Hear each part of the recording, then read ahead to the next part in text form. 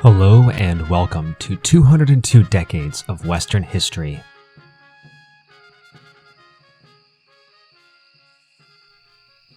The quiet of the woods was only broken by the trotting of feet and occasional low, murmuring voices. The morning drizzle had lifted for the moment, but Fabius knew the gray skies of Germania weren't going anywhere. That morning, he and his companions had awoken, packed up their camp, lined up into their column, and began marching again. It had been like this for the past 5 days, marching and marching, mile after mile on the muddy path, surrounded in a canyon of trees. Every few hours they would pass into a clearing where a small village could be seen. Some small huts and walled fields, a few cows, maybe a horse, but always a handful of pale children, staring, open-mouthed, as he and his comrades marched past. And then the forest would close back up around them again as they marched on.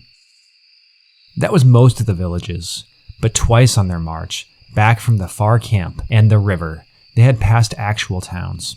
Here there had been more homes, and fortresses on the hilltops. Not stone, mind you.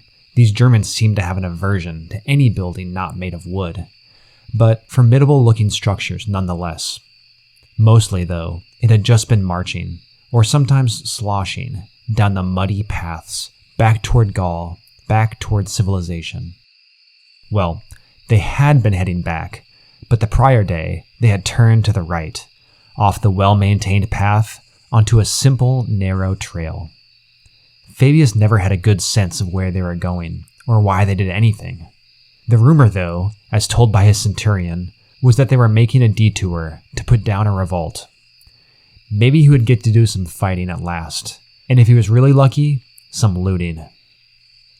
Fabius was near the front of the long column of soldiers, marching 6 abreast when the trail wasn't too narrow.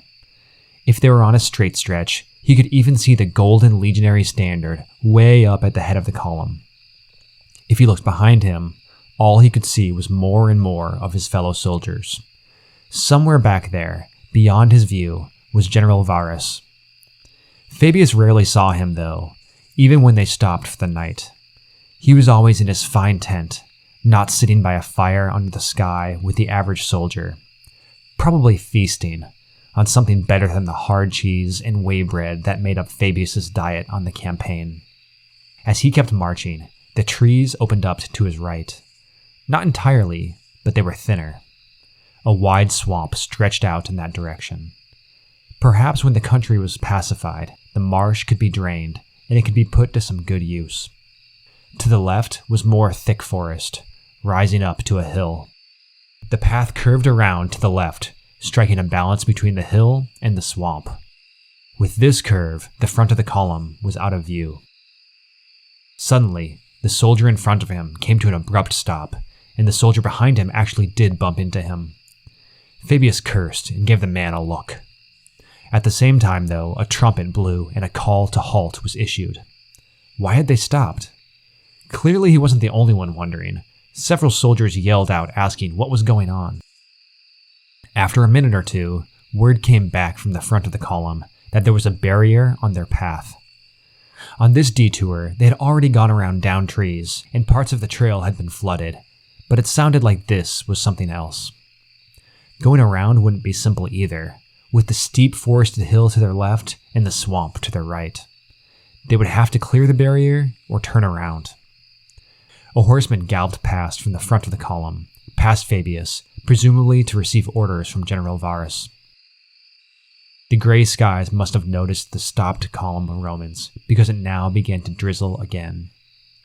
As Fabius stood wondering what they would do next, he stared blankly up the hill to his left.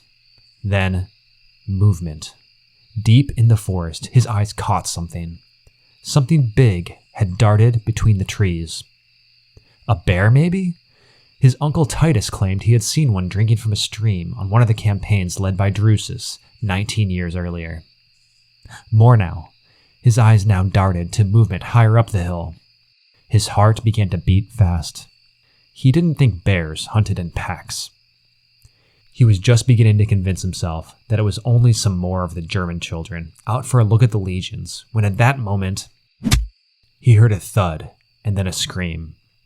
Between the bodies of the soldiers in front of him, a few rows up, he could see a man with a spear stuck in his chest.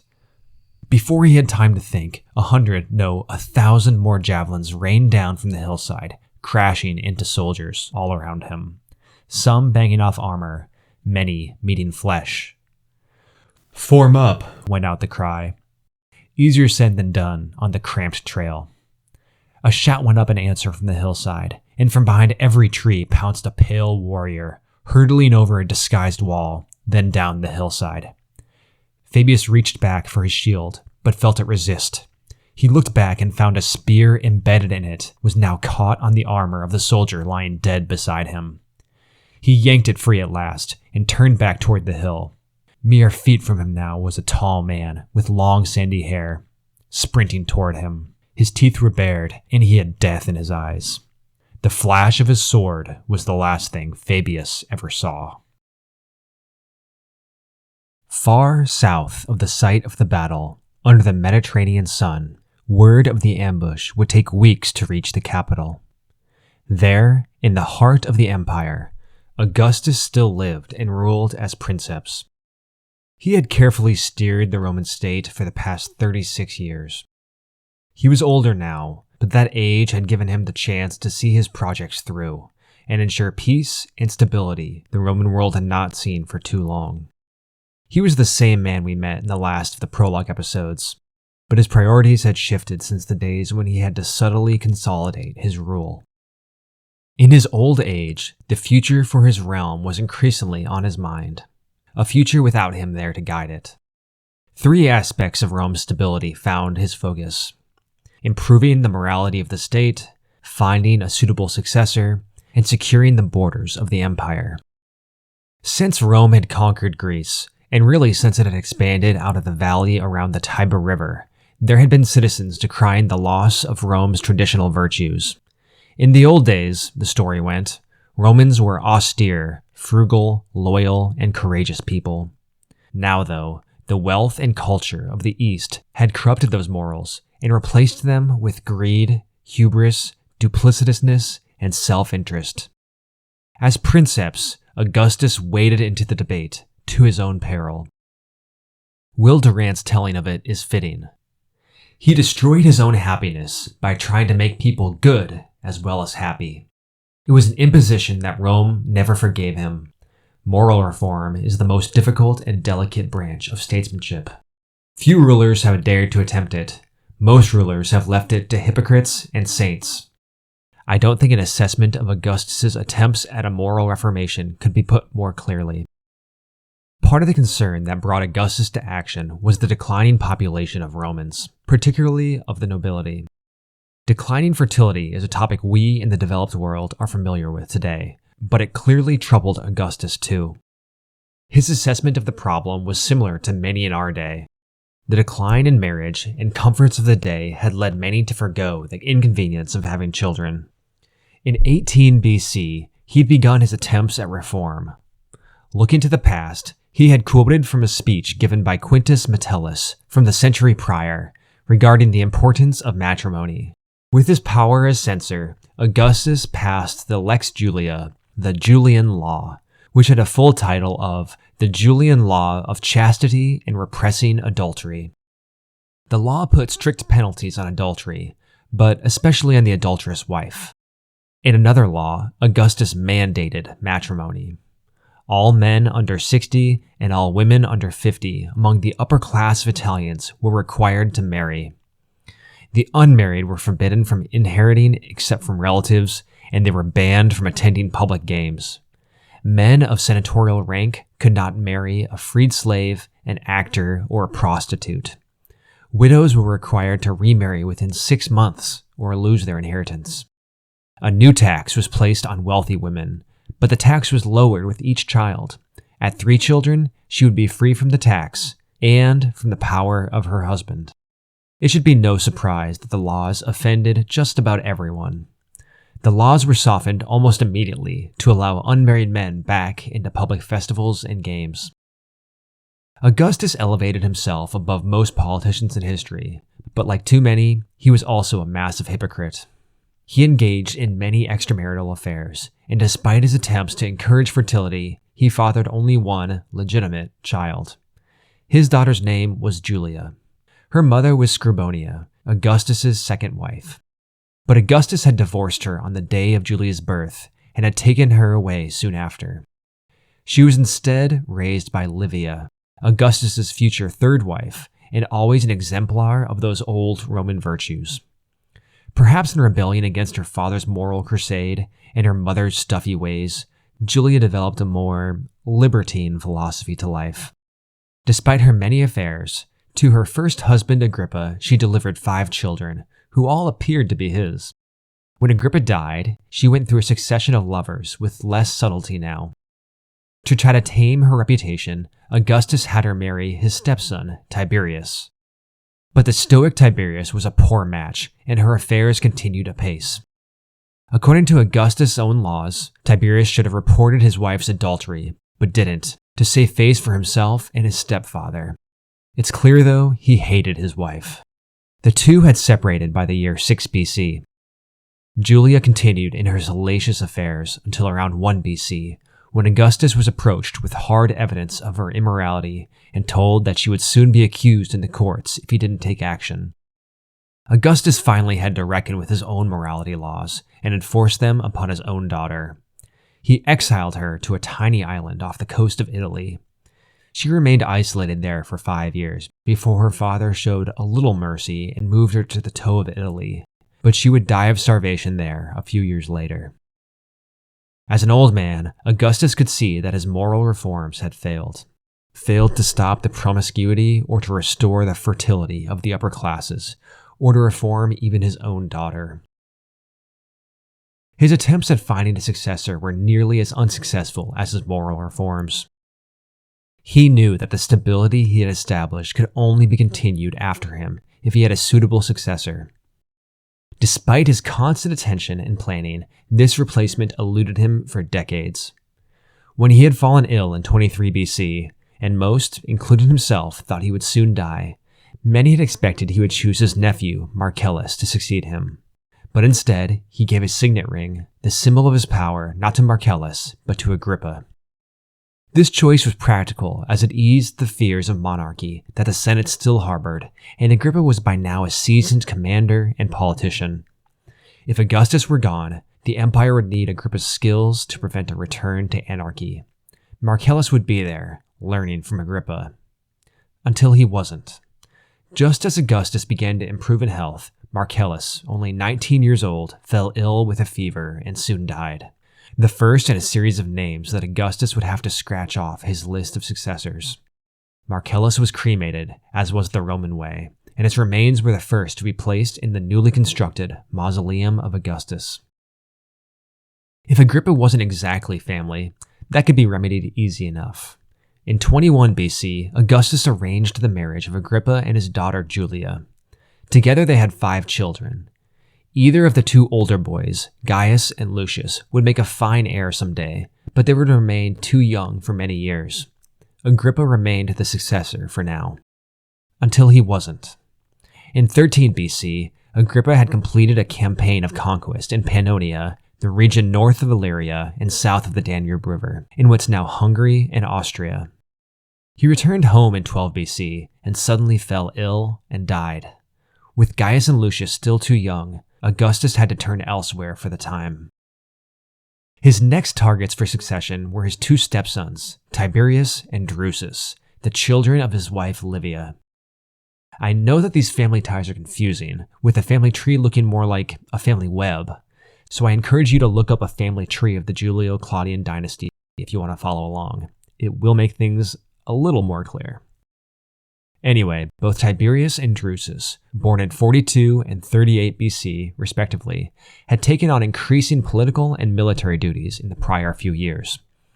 In 20 BC, Tiberius had been put in command of a Roman invasion of Armenia to secure the kingdom as a client state of Rome.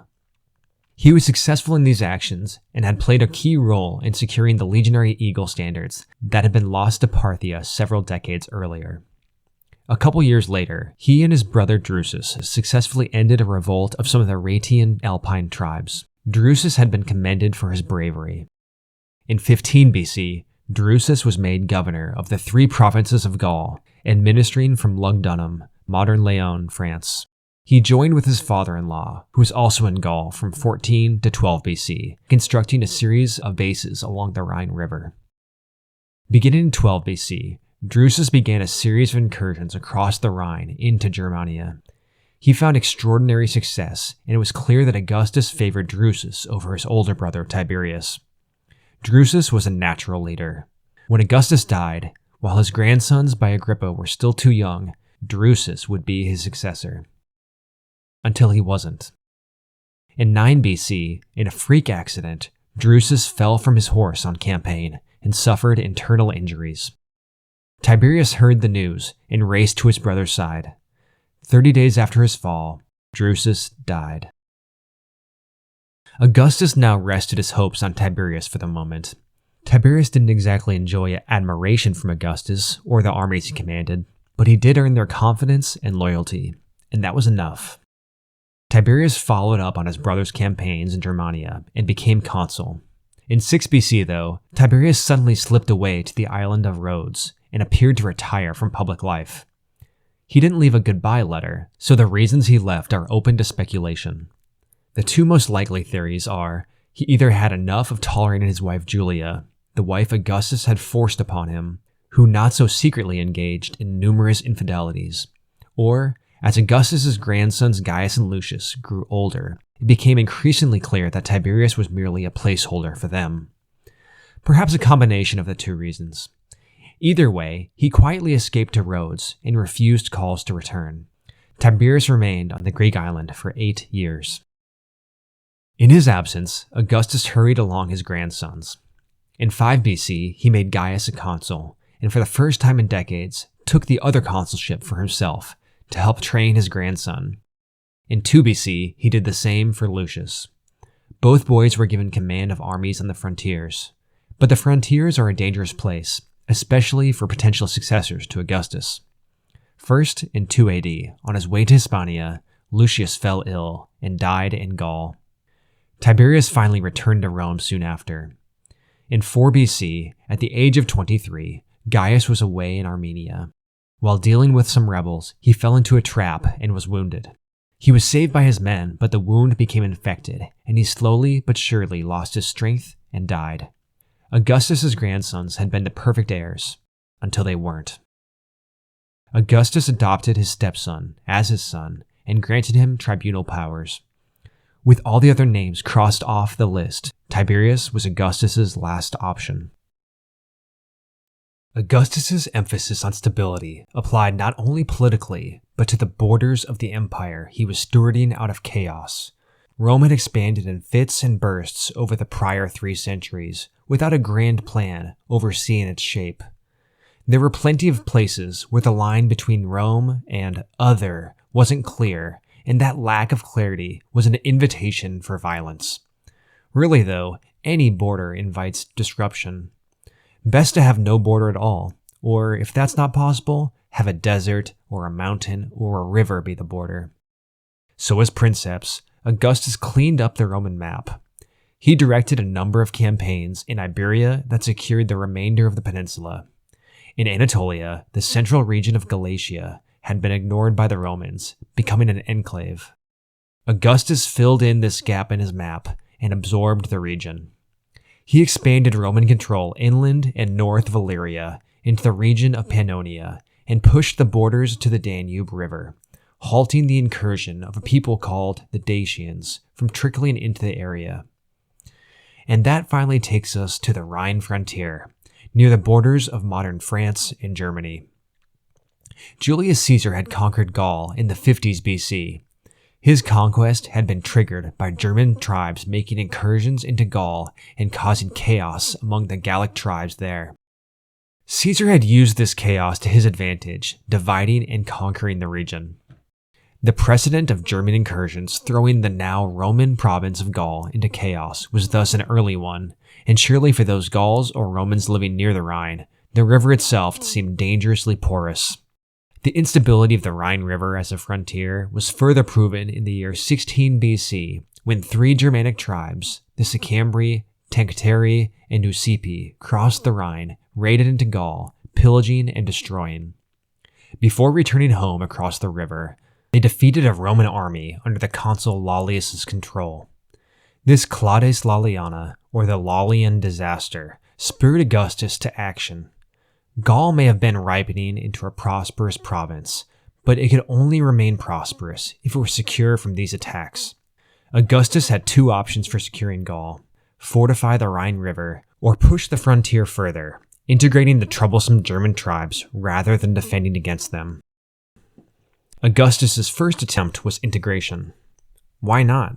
No other region had successfully resisted the Romans once they had really set their mind to conquering and integrating. In 14 BC, he personally came to Gaul and oversaw the reorganization of the armies. He brought Drusus with him, and they built military bases and built up the legions along the Rhine. Before returning to Rome in 12 BC, he planned a series of campaigns for Drusus and made him the governor of Gaul. That same year, after securing an alliance with a German tribe in what's now the Netherlands, Drusus and his army launched an expedition out from the Rhine Delta into the dangerous North Sea and traveled up the coast to modern Lower Saxony and put the Chauci tribe to battle until they surrendered and agreed to a treaty. On their return trip, they were attacked by another German tribe while at sea, but successfully repelled them. Drusus returned to Gaul, then went on to spend the winter in Rome. His successes won him universal praise. In 11 BC, Drusus crossed the Rhine River from a base in modern Xanten, Germany, about 40 miles west of Dortmund. His army marched for over 100 miles along the Lippe River before finally reaching the Weser River. They circled back and were headed home toward the Rhine when they were ambushed by the Cherusci. They were attacked while marching in their long column and had nearly been defeated, but they had managed to form up and repel the barbarians. Before reaching Gaul, Drusus established the first 2 Roman garrisons on that side of the river. Although weary from the campaign, his soldiers hailed him as Imperator, conqueror. He went to Rome again, where he was honored and elected consul. He then returned to Gaul and crossed back into Germania with his army. Clearly the Romans were on a mission bigger than just intimidation. This time, they began farther south and fought their way through the Chatti and the Sugambri tribes. They crossed the Weser River and kept heading east. This was farther into Germania than any Roman army had traveled before. They now reached the Elbe River, and Drusus was eager to cross it. But an apparition of a huge and pale German woman speaking perfect Latin appeared to him and told him, or ordered him, not to cross the river. He heeded the warning. They were now deep in the heart of Germania, closer to the modern border with Poland than to the Rhine. They turned and began the long march back. On the journey, Drusus fell from his horse and in a bizarre accident, injured his leg so bad that gangrene set in. He held on for 30 days, long enough for Tiberius to reach his side before he passed.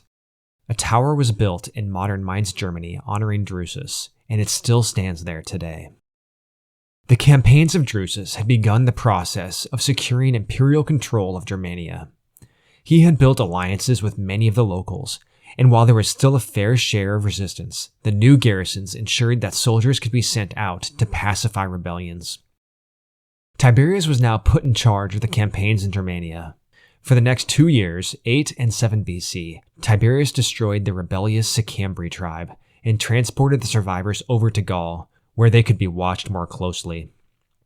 According to Roman historians, Germania had been pacified and was well on its way to becoming a true Roman province. As we mentioned earlier, family or succession drama spurred Tiberius to go into exile in 6 BC. In his place, a general named Ahenobarbus was put in command of action in Germania. He followed up on the work of Tiberius and began engineering projects, creating new garrisons and building causeways across the many wetlands. In imitation of Tiberius, he tried to pacify or destroy another tribe, the Cherusci, just as Tiberius had done to the Sicambri. But Ahenobarbus performed poorly, whether due to his deficiencies or the Cherusci's strengths. He was recalled to Rome in 2 BC and was replaced with Marcus Vincius. This new general led the 5 legions in Germania and at first had a lot of success. But in an event we know very little about, the Roman historian Paterculus states that a large number of tribes rebelled in a vast war. We only know that Vincius performed admirably because he was awarded a triumph.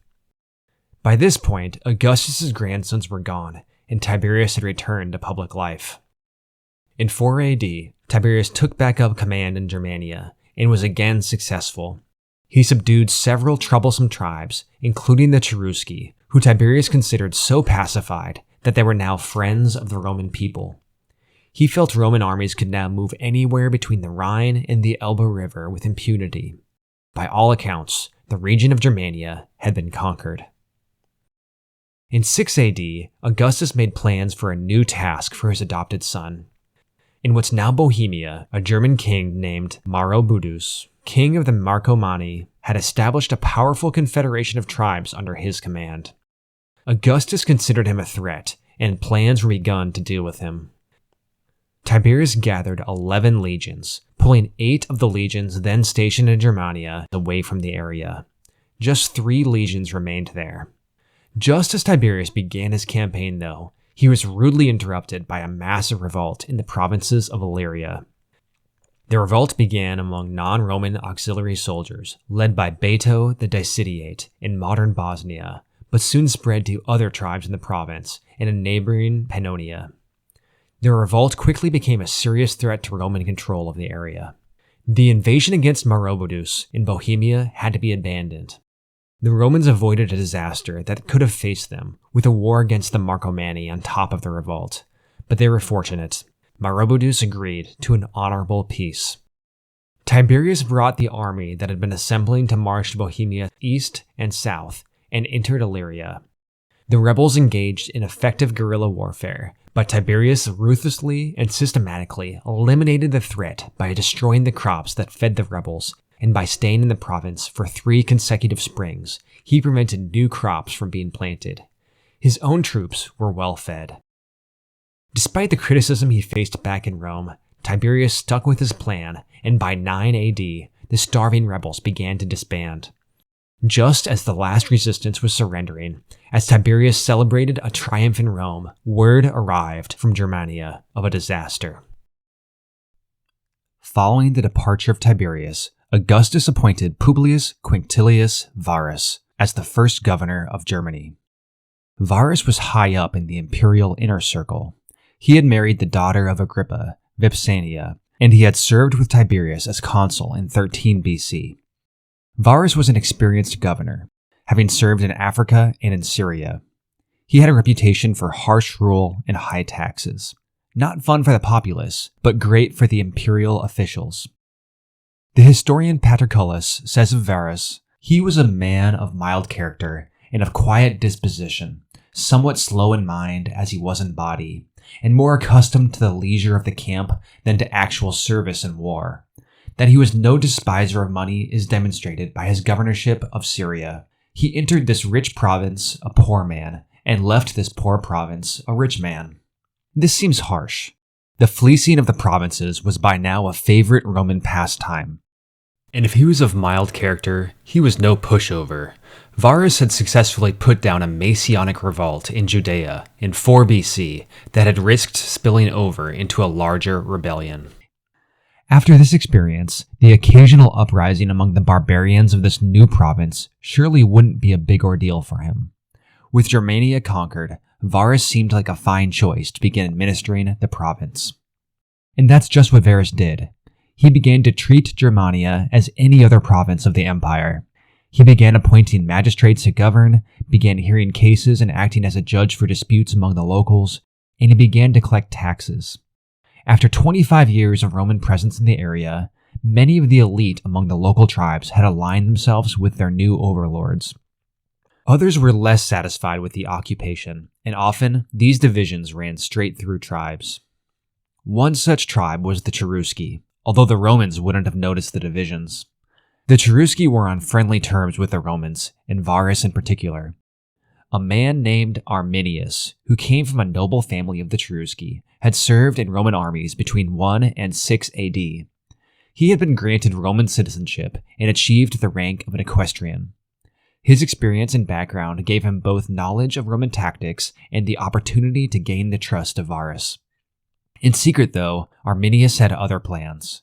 Perhaps Arminius had always secretly harbored anger or hatred of the Roman occupation, or perhaps the weight of governance that Varus implemented turned Arminius against his former friends. Arminius began a plot to free his country from Roman rule, and he quietly began to recruit co-conspirators from among his own tribe and other tribes. In 9 AD, Arminius knew the time was ripe to act. Remember, Tiberius had just taken 8 of the 11 legions away from the area in 6 AD to deal with the Illyrian revolts. With just 3 legions nearby, now was the chance. So that's the context in which our fictional character Fabius found himself marching through the north of Germania under the command of Varus. Varus and his 3 legions, the 17th, 18th, and 19th, had spent the summer near the Weser River, about halfway between the Rhine frontier and the Elbe, near the territory of the Cherusci. Arminius was with the army, helping them on their expeditions. When September arrived, Varus gathered his armies and began marching them back toward their bases across the Rhine. This was when Arminius began his deceit. He came to Varus and explained that he had heard reports of rebellious tribes to their northwest. Varus considered the idea. It was only a 2-day detour off the main road west. Better to put the revolt down now instead of letting it grow and spread while the soldiers were away for the winter. Varus liked the idea. As they approached the detour, another of the nobles of the Cherusci came to Varus with a warning. This man's name was Augustus, and he was the begrudging father-in-law of Arminius. He had caught wind of the plot his son-in-law was preparing, and he went to Varus and told him not to trust Arminius. Varus waved off the warning. He trusted Arminius, and probably thought Augustus was trying to draw him into a feud between the two. As the 3 legions, along with cohorts of auxiliary soldiers and cavalry units, marched in their long column, they would have stretched out for over 1.5 miles along the road. When they turned off the main road onto the detour, they had to stretch out even farther. The trail they followed now was narrow and less well maintained. Downed trees and washed out sections of the trail slowed their progress. The supply wagons that traveled with them would have had difficulties with the mud.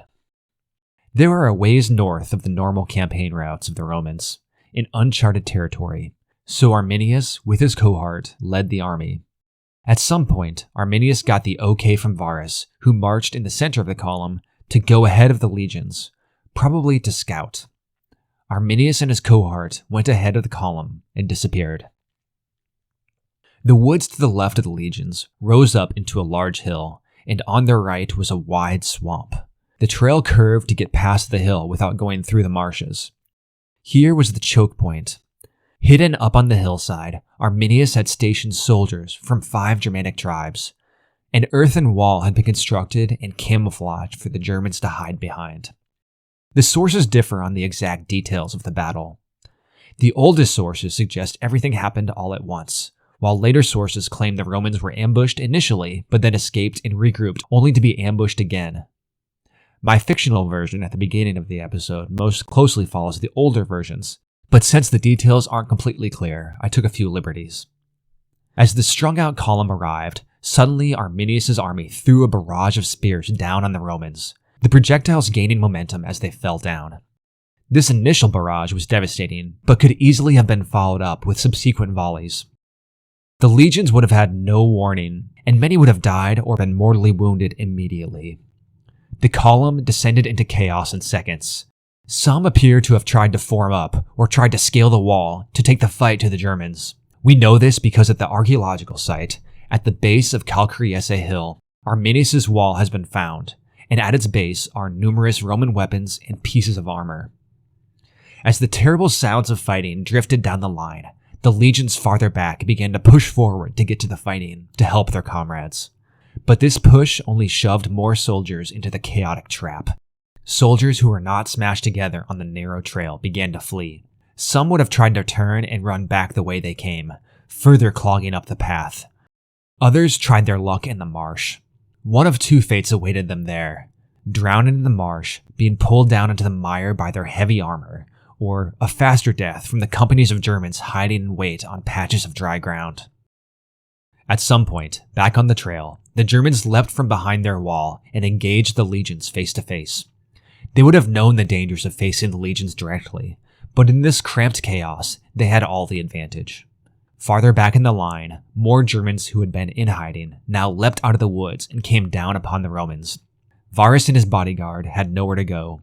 Some sources say that Varus and his companions escaped on horseback, but were chased down and surrounded. Whether it was after fleeing or right there next to his legions, all agree that when he saw escape was hopeless, instead of facing capture and slow torture, Varus fell on his sword, killing himself. Some soldiers did manage to escape from the slaughter. Most were chased down and killed, but a few survived, snuck through the woods for days, and finally made it back across the Rhine, bringing news to the rest of the Roman world. In what has come to be called the Battle of the Teutoburg Forest, the two sides had nearly even numbers. We have a better idea of the Roman side. Each of the 3 legions would have had around 5,000 men. Add to that the auxiliary troops and cavalry units, and it's likely over 20,000 soldiers had been on the march. The vast majority never left the woods. The size of the army that Arminius had put together is hard to estimate, but conservative guesses are over 18,000. Their losses were much smaller. The pacified province of Germania turned out not to be so peaceful after all. In an instant, 3 legions had been destroyed, more than 10% of the empire's 28 legions. The news reached Rome soon after Tiberius had returned from putting down the revolt in Illyria, as celebrations of his victory were taking place. Augustus received the news with total shock. The news caused his emotions to break out of his usually stoic disposition. For months afterward, he refused to cut his hair or his beard, and he was seen several times with his head against a wall saying, "Quinctilius Varus, give me back my legions." Tacitus says that for the remaining years of his life, he observed the anniversary of the disaster with sorrow and mourning. As Augustus mourned the loss of his legions, Arminius and the coalition he had put together took advantage of their victory. Once they had exterminated the wounded from the battlefield, taken their captives, making some slaves, and sacrificing others to their gods, they got to work removing the Roman presence from their country. The Romans had several permanent settlements on the east side of the Rhine. Some were only small garrisons, but others, including Haltern, the base on the Weser River where Varus had been stationed with his legions, Oberaden, a large fortress that Drusus had built along the Lippe River, 60 miles from the Rhine, and a new Roman town at Waldgirmis, 30 miles north of modern Frankfurt, which was only discovered in the 1990s and included a forum and a marketplace. There were likely many Romans living in these places, and many more Romanized natives. The archaeological evidence does seem to point to many areas of Germania, between the Rhine and the Elbe, becoming a fairly Roman place. But the victory of Arminius put an end to all of that. He and his coalition went from settlement to fortress to town, ransacking and destroying them all. With the legions destroyed, there was no one to stop them. At all of the Roman archaeological sites, the Roman coins cannot be dated to any time after 9 AD. Every trace of the invaders was removed. Arminius and his coalition had freed Germania from Roman conquest. Or so the story goes. I tend to be skeptical of claims that such and such an event had world-altering impacts. When I first started researching the disaster of the Teutoburg Forest and the claim that this battle decisively shut the door to Roman expansion into Germania, the claim seemed overblown. This certainly wouldn't be the last time the Romans campaigned across the Rhine. When Augustus had recovered from the news, Tiberius was sent to the Rhine that same year. In 10 AD, he went on small, punitive expeditions across the Rhine. In the next decade, we will see Germanicus, the son of Drusus, take the fight back to the German alliance established by Arminius. So clearly, the Romans could still campaign in Germania if they chose to. As for the loss of 3 legions, it was certainly not a small loss, but Rome had suffered far worse in its wars against Hannibal and still managed to continue the fight. So why should this specific defeat be the end of expansion in Germany? A few reasons. The first is psychological. The defeat by Arminius of the Cherusci and his coalition of Germans played right into a specter haunting the Roman mind. The cultural memory was one of barbarian tribes invading Italy and sacking Rome itself. This phobia had begun with the Gallic sack of Rome almost 400 years before, when a tribe of Gauls had marched down and destroyed Rome, almost ending the Roman story right then. Next, that fear had been rekindled under Marius just a century before, when two Germanic tribes had come south and invaded Hispania and Gaul before turning and crossing into Italy. It was only the leadership of Marius that saved the Romans from these barbarians. And now, barbarians far to the north and their strange and misty land had destroyed a tenth of the Roman armies in just an instant. No, better to leave the Germans alone. Second, the Romans had to consider if conquering Germania was really worth the cost and effort. It seems that Augustus had initially planned to set the Elbe River as the border of the empire. But why the Elbe and not the Rhine? What did Rome gain from controlling this uncivilized, distant region? Originally, the goal had been to keep the German tribes from invading Gaul by conquering them. That was one way to do things, but better defenses at the Rhine could achieve the same goal. On an economic level, it just wasn't worth the effort to govern the province. Germania was a very different place from others Rome had conquered. Syria had its trade networks, rich cities, and access by sea. Hispania had its natural resources, especially its mines. But what about Gaul or Britain, which would be conquered just a few decades later? As for Britain, well, we will have to see in a few decades why the Romans took an interest in conquering there. The answer regarding Gaul is simpler. Gaul had rich farmlands, navigable rivers, large cities, and no clear border between the Mediterranean area, which Rome already controlled for centuries, and the rest of the country that Caesar had conquered. There's an argument to be made that it was the culture of the Germans in the area that made it too difficult to conquer. The lack of cities or large towns in the area meant there was nowhere concrete that the Romans could conquer and hold. Ties in the region were very local and decentralized. In a region like Syria, the Romans could come in and capture Antioch or Damascus and essentially control the whole province. The local people there were already used to looking to those cities for their leadership. Now, there was just a new administration in charge. They still paid their taxes, just to new tax collectors, and they still went to these same cities when they needed to settle a dispute. But when it came to Germania, that wasn't the case. Instead of two large centers, there were dozens of small towns or villages, and the region was split between competing and cooperating networks of tribes, with loose boundaries between them. The people were probably not used to paying a tax in the manner the Romans expected, and when it came to justice, their chieftains were the authorities. Gaul would have had some of these characteristics, especially as you got farther from the Mediterranean, but Germania was far on the other side of the centralization spectrum from Syria. That didn't mean conquest would have been impossible. As we've seen, the Romans had done a nice job of it. It just required more effort for less reward. Each tribe the Romans encountered would have to be subdued and integrated one by one. But it seems the Romans under Drusus, Tiberius, and Ahenobarbus had done that. Many of the tribes between the Rhine and the Elbe were friendly with Rome, and even among the Etrusci, there was a strong faction in favor of an alliance. With Arminius' rebellion and his formation of a confederation of tribes allied against Rome, the slow and difficult work of integrating each tribe was suddenly turned back. With their loss, the Romans had lost 25 years of progress. So again, when the decision between reconquering the area or abandoning it had to be made, they had to ask if it was worth it. And it seems their answer was no.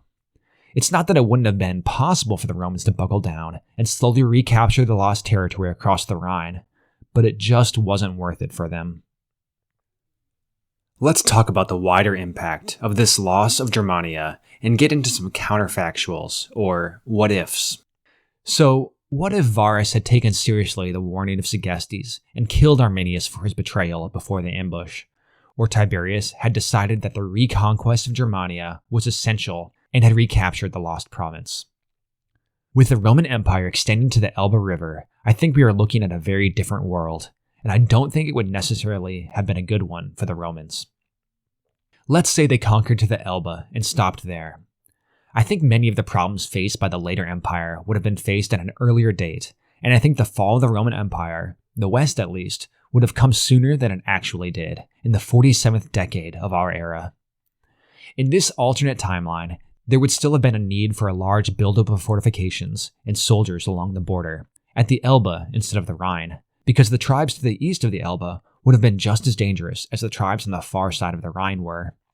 I think the incorporation of Germania into the empire would have sped up the Germanization of the army that the late empire experienced, and it would have faced all the problems that went along with the process at an earlier date. When the Germanic migrations really got going in the 300s, if the border was at the Elbe, Rome would have experienced those migrations sooner, and without the hundreds of miles of buffer that the region of Germania provided. And when the Huns arrived in the 400s, the empire was already devastated by their attacks on Gaul. Imagine if the empire had defended or had to endure the destruction of Germania as well. I know that's not a lot of detail, but we'll get into these events before long. Second, as a frontier, I don't think the Elbe is any better than the Rhine, and it's probably a worse border. The gap between the Rhine and the Danube River, which form the northeastern border of the empire, is very small, and today they're even connected by a canal. The gap between the Elbe and the Danube is much larger. The Rhine is a slightly larger river as well, so why choose the smaller of the two? The real issue is, if the border is pushed out to the Elbe River, why not farther? If the Rhine isn't a suitable border, the Elbe wouldn't be any better. And if the Elbe isn't good enough, and you keep going east, the Dnieper or the Volga rivers are no better. You have to expand the border hundreds of miles out into the Eurasian steppe of Ukraine and Western Russia, all the way to the Ural Mountains before you reach another border that is better than the Elbe or the Rhine. Now, if you're optimistic on the Romans, maybe you can imagine a future for them in which they do just that, in which they conquer all of Central Europe and just keep expanding east, all the way to the Urals. This empire would be a far different place than the one we find in our reality. It wouldn't be a Mediterranean empire any longer. The idea stretches into pure imagination. In 9 AD, the Romans were ambushed and lost 25 years of progress in conquering Germania. To reconquer the territory, they would be starting back at square one, and it just wasn't worth the effort. Had they conquered it, the Germans would have slowly become assimilated. Small towns would have grown into regional trading centers and then cities. The elites would have sent their sons to Greece or Italy to learn philosophy, grammar, and rhetoric. Slowly, they would have abandoned their Germanic language and adopted the Latin of their conquerors. Instead, Arminius' victory ensured that the people on the far side of the Rhine would keep their separate language, culture, and governance for centuries. On the opposite side of the Roman Empire, in this decade, or likely a couple years before it began actually, a boy named Yeshua was born in Judea. His humble birth went unnoticed by the powers in Rome. Within a few short decades, though, he had gathered a loyal following that claimed that his birth had been the birth of a god. Next time, we cover 10 to 19 AD, and we will see the death of a god, as old Augustus finally breathes his last. If you've enjoyed this show, please leave a rating or a review.